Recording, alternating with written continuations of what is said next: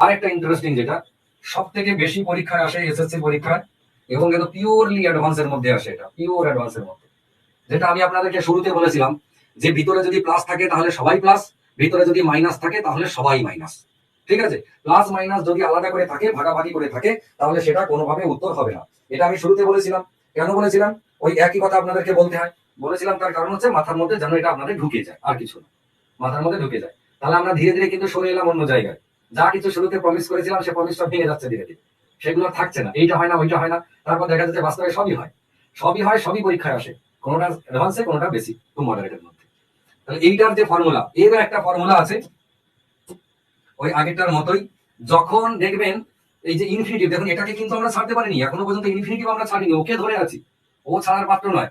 ঠিক আছে, ওকে ধরে আছি, ওকে আমরা ছাড়িনি, ওকে ছাড়লে কিন্তু সব লন্ডভন্ড হয়ে যাবে। এতক্ষণ ধরে যে সিস্টেমে আমরা এসেছি, যে ফর্মুলা দিয়ে যেভাবে এসেছি, কিচ্ছু কাজে লাগবে না যদি ইনফিনিটিভ না থাকে। এখনো পর্যন্ত আমরা ইনফিনিটিভের মধ্যেই আছি। ঠিক আছে, বেশ। এবারে ভিতরের সংখ্যাটা ভাঙা যাক বা না যাক এখন কিচ্ছু যায় আসছে না। ভিতরের সংখ্যাটা ভাঙা যাওয়ার ক্ষেত্রে কেবলমাত্র দুটি ছিল, প্রথম প্লাসটা আর মাইনাসটা দিয়ে। আর কাউকে ভাঙা যাক বা না যাক কিছু যায় আসেনি, তারপর বাকি যা খুশি তাই হয়েছে। ঠিক আছে, তাহলে এইটার খেয়াল করে দেখুন, ভাঙা যাক বা না যাক, তাহলে শুধু তাই নয়, একবার প্লাস, ফের মাইনাস, ফের প্লাস, ফের মাইনাস, ফের প্লাস, ফের মাইনাস, প্লাস মাইনাস মিলিয়ে মিশিয়ে। বোঝা গেল? কিন্তু মাথায় রাখতে হবে শুরুটা প্লাস না শুরুটা মাইনাস।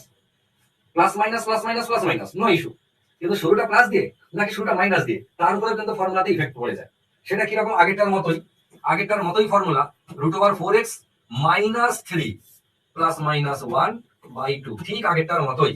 আগেরটা কি ছিল?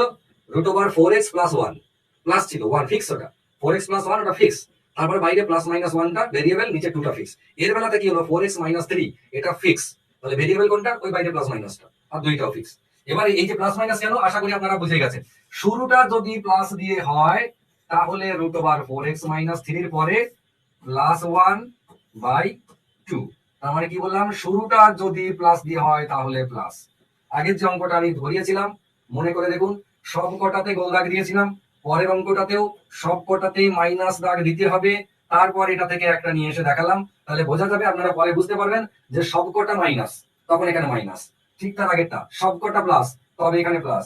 কিন্তু এই এই অঙ্কটা plus minus plus minus plus minus, যেহেতু আমি শুধু একটাতেই লাল দাগ দিচ্ছি, যে প্লাস দিয়ে শুরু হলে প্লাস, যখন মাইনাস দিয়ে শুরু